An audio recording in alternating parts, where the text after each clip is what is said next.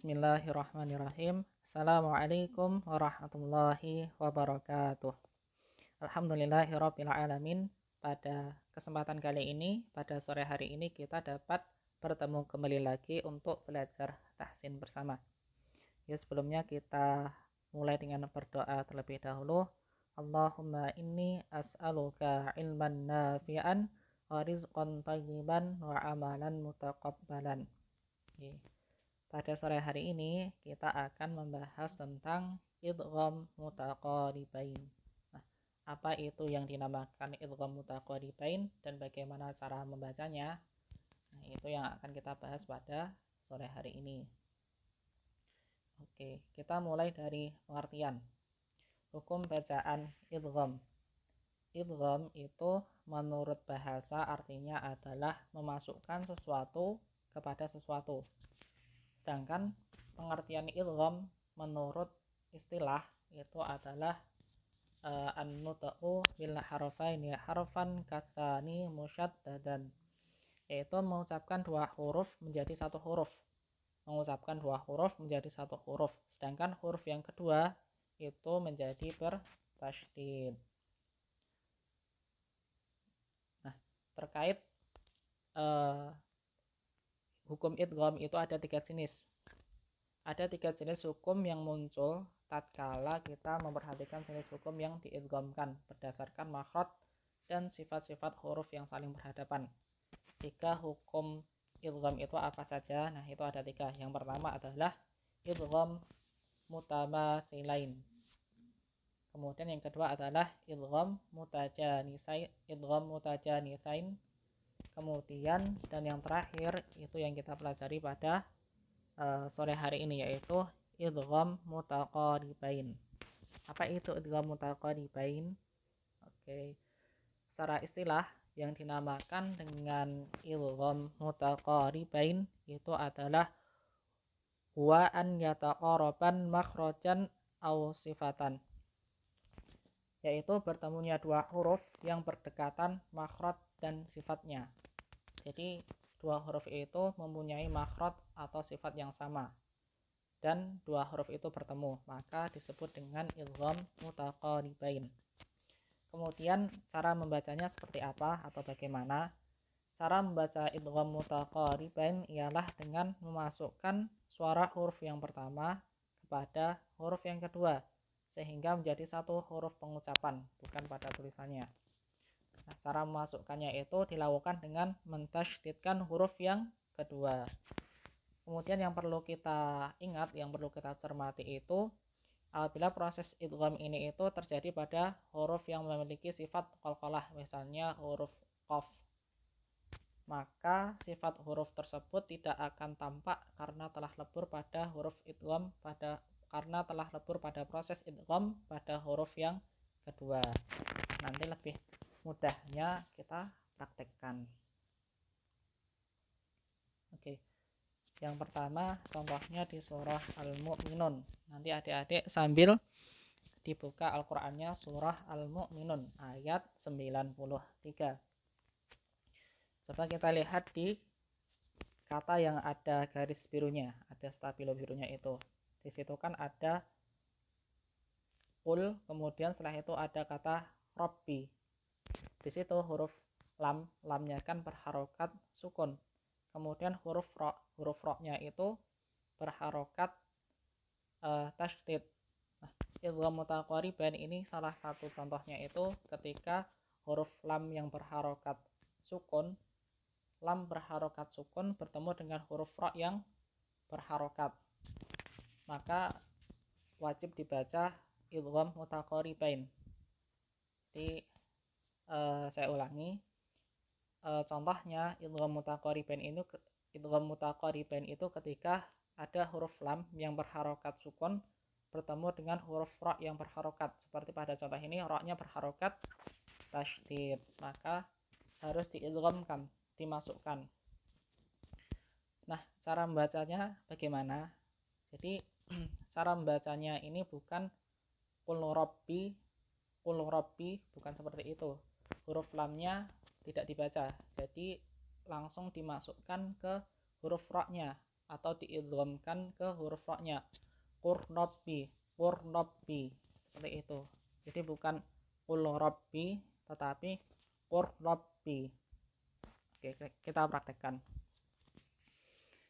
Qurrabbi imma turiyanni ma yu'adun.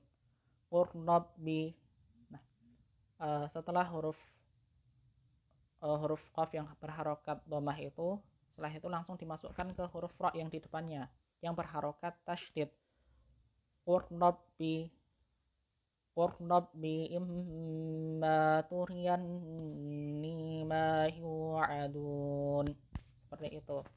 Jadi huruf lamnya itu tidak terbaca. Lam yang berharokat sukun itu sudah tidak terbaca lagi karena sudah diidghamkan atau sudah dimasukkan ke huruf ra yang di depannya yang berharokat tasydid itu. Kita ulangi lagi ya. Qurrabbi imma turiyanni ma yu'adun. Itu. Jadi membacanya adalah qurrabbi, bukan qul rabbi tapi qurrabbi, langsung dimasukkan ke huruf ra-nya.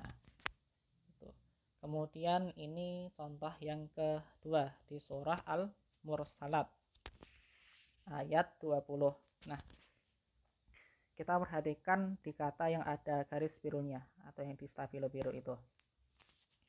Di situ ada huruf qaf yang berharokat sukun. Kemudian ada huruf di depannya ada huruf kaf yang bertasydid. Nah, huruf qaf itu kan salah satu huruf yang qalqalah ya.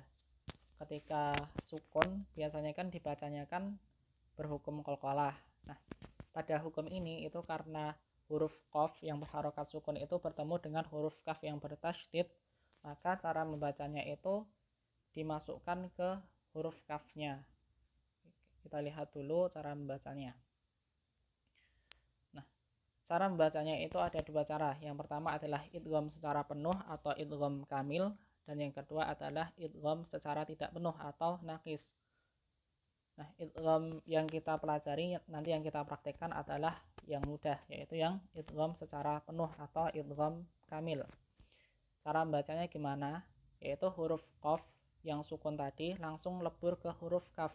Artinya huruf qaf itu langsung terbaca kaf tanpa suara tebal atau tafkhim dan tanpa suara qalqalah sedikit pun. Sifat isti'la yang menimbulkan suara pantulan ini jadi hilang atau tidak ada, dan ini adalah bacaan yang paling mudah gitu. Jadi suara huruf qaf yang bersukun ini itu hilang atau tidak ada, langsung masuk ke suara huruf kafnya, langsung lebur ke suara huruf kafnya karena sudah diidghamkan ke huruf kaf.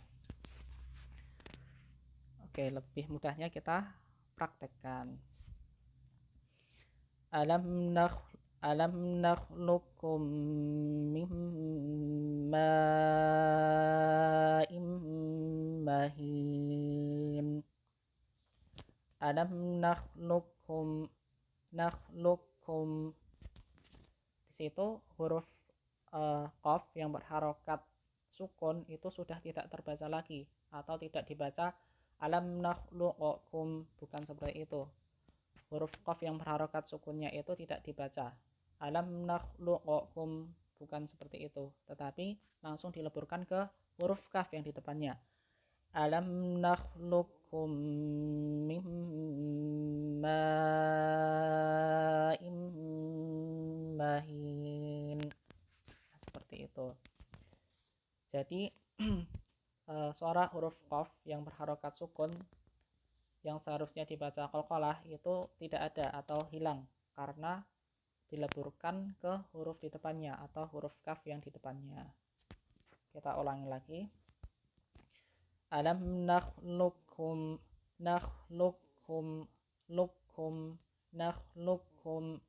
alam nakhluqukum min ma'in mahin. Seperti itu. Jadi langsung dileburkan ke huruf kafnya. Alam nakhluqukum, bukan nakhluqukum tapi nakhluqukum langsung ke huruf kafnya. Lukhum, nakhlukhum, seperti itu.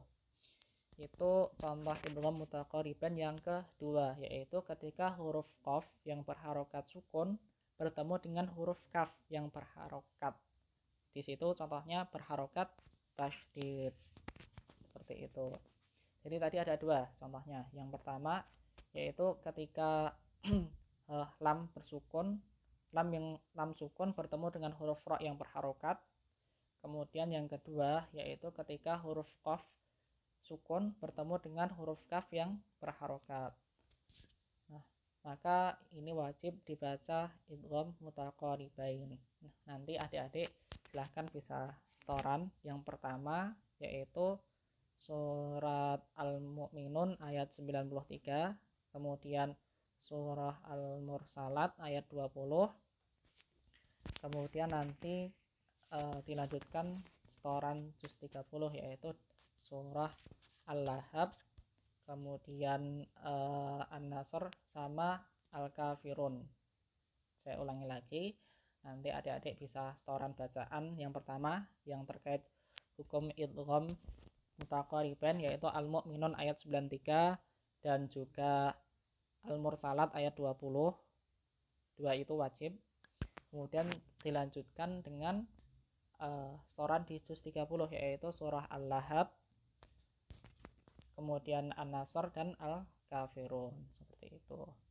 Mungkin itu untuk pelajaran kita pada sore hari ini. Semoga bermanfaat, dan jika ada yang ditanyakan atau masih bingung nanti bisa langsung bertanya ke saya ataupun ke grup. Sekian dari saya. Mari kita akhiri. Alhamdulillahirabbil alamin. Wassalamualaikum warahmatullahi wabarakatuh.